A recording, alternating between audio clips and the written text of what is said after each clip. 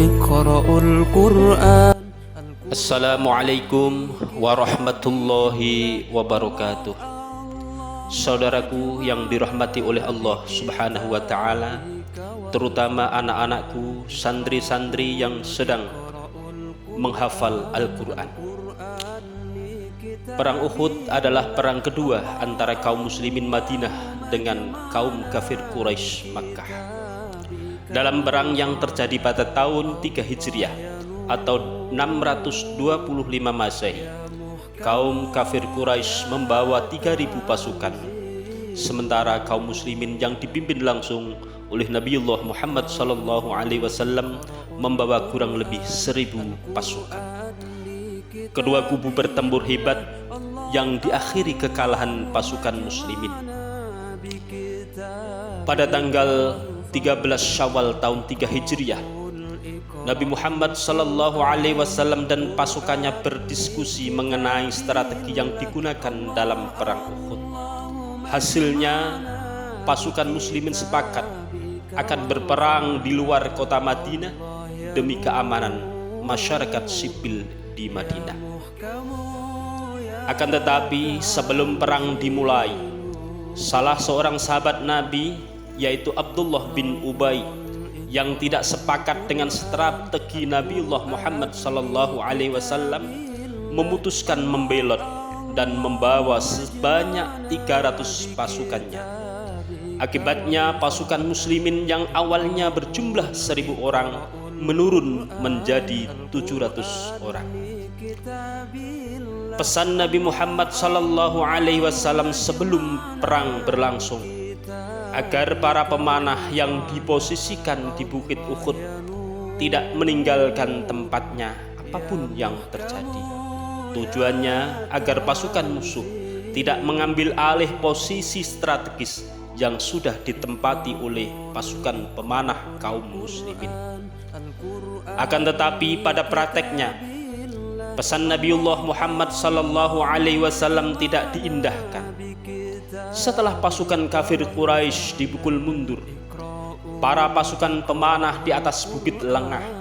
Mereka meninggalkan posisinya di atas bukit karena merasa telah memenangkan pertempuran.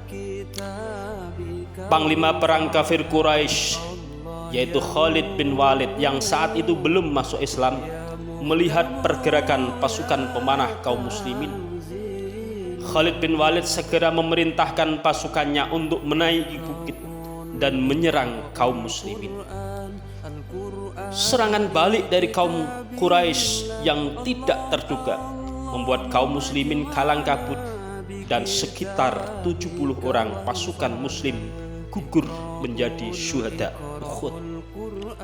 Di antara yang gugur mereka adalah para penghafal Al-Quran.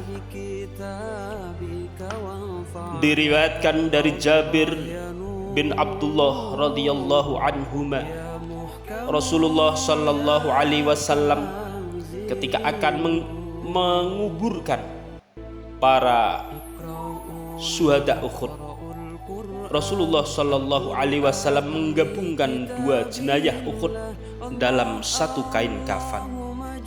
Setiap hendak memakamkan, beliau bertanya, siapa yang paling banyak hafalan Qur'annya?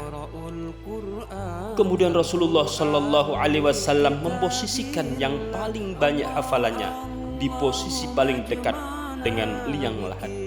Lalu beliau bersabda, ana syahidun ala haula'i yaumal qiyamah. Saya akan menjadi saksi bagi mereka kelak di hari kiamat. Orang-orang yang hafal Al-Quran akan disaksikan oleh Rasulullah Sallallahu Alaihi Wasallam di hadapan Allah Subhanahu Wa Taala. Kalau Rasulullah Sallallahu Alaihi Wasallam bersaksi di hadapan Allah Subhanahu Wa Taala, mungkinkah kesaksian Rasulullah Sallallahu Alaihi Wasallam didustakan oleh Allah? Rasulullah Sallallahu Alaihi Wasallam juga bersabda, an Abi Umamah radhiyallahu anhu qala sami'tu Rasulullah sallallahu alaihi wasallam qala Iqra'ul Qur'ana fa innahu ya'ti yaumal qiyamati syafi'an li ashabi. Rawahu Muslim. Dari Abu Umamah radhiyallahu anhu, ia berkata bahwa ia mendengar Rasulullah sallallahu alaihi wasallam bersabda, "Bacalah Al-Qur'an, karena pada hari kiamat ia akan datang sebagai syafaat untuk para pembacanya." Rasulullah sallallahu alaihi wasallam juga bersabda, "Man qara'al Qur'ana wa hafidhahu adkhalahu Allahul jannata wa syafa'ahu fi 'asharati min ahli baiti kulluhum qad istawjabun nar." Barang siapa membaca Al-Qur'an dan menghafalkannya, maka Allah akan memasukkannya ke dalam surga serta akan memberi syafaat kepada 10 dari keluarganya yang seharusnya masuk neraka.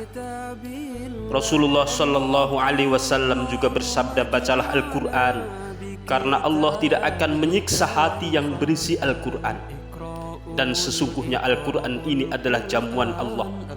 Maka barang siapa yang masuk di dalamnya, dia pun aman. Dan siapa mencintai Al-Qur'an, maka berilah kabar gembira kepadanya."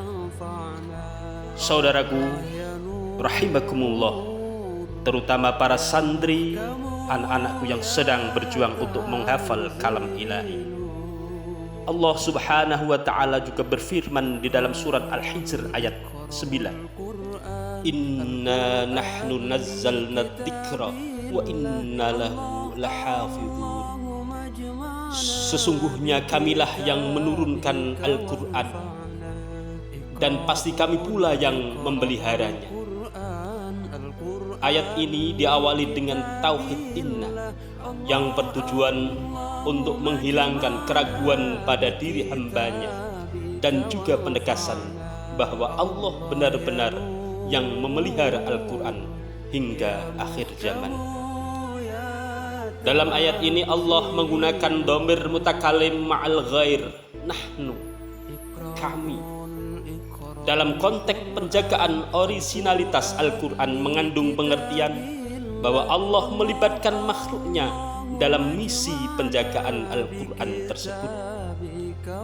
Salah satu wujud keterlibatan hambanya dalam menjaga kemurnian Al-Quran adalah dengan adanya jutaan hamba-hamba Allah yang dipilih oleh Allah subhanahu wa ta'ala menjadi penghafal kalam-kalam suci, menyimpan Al-Quran dalam dadanya. Semoga anak-anakku termasuk salah satu hamba Allah yang dipilih untuk mengemban misi tersebut. Saudaraku, anak-anakku yang dirahmati oleh Allah subhanahu wa ta'ala, terutama para santri-santri yang saat ini berjuang menghafal kalam ilahi, jalan untuk menuju ke sana bukanlah pekerjaan mudah yang semudah membalikkan telapak tangan. Banyak sekali tantangan, hambatan dan ujian yang panjenengan hadapi dalam ikhtiar menghafal kalam-kalam suci. Mulai dari lamanya masa menghafal, sakit, ma'isyah orang tua yang seret, ketertarikan dengan lawan jenis, dan munculnya rasa jenuh dan gabut di pesantren. Tapi yakinlah, dengan himmahmu yang kuat, disertai dengan dorongan doa dari orang tuamu dan para gurumu, kesemua hambatan itu akan terlewati, sehingga engkau menjadi hamilul Quran, ahlul Quran fit dunya wal akhirah. Amin amin ya mujibas sa'ilin bisiril Fatihah. A'udzu billahi minasyaitonir rajim. Bismillahirrahmanirrahim. Alhamdulillahi rabbil alamin, arrahmanir rahim, maliki yaumiddin. Iyyaka na'budu wa iyyaka nasta'in. Ihdinas siratal mustaqim, siratal ladzina an'amta 'alaihim ghairil maghdubi 'alaihim waladdallin. Wal afu minkum. Assalamualaikum warahmatullahi wabarakatuh. Allahumma ajma'na bi kitabika wanfa'na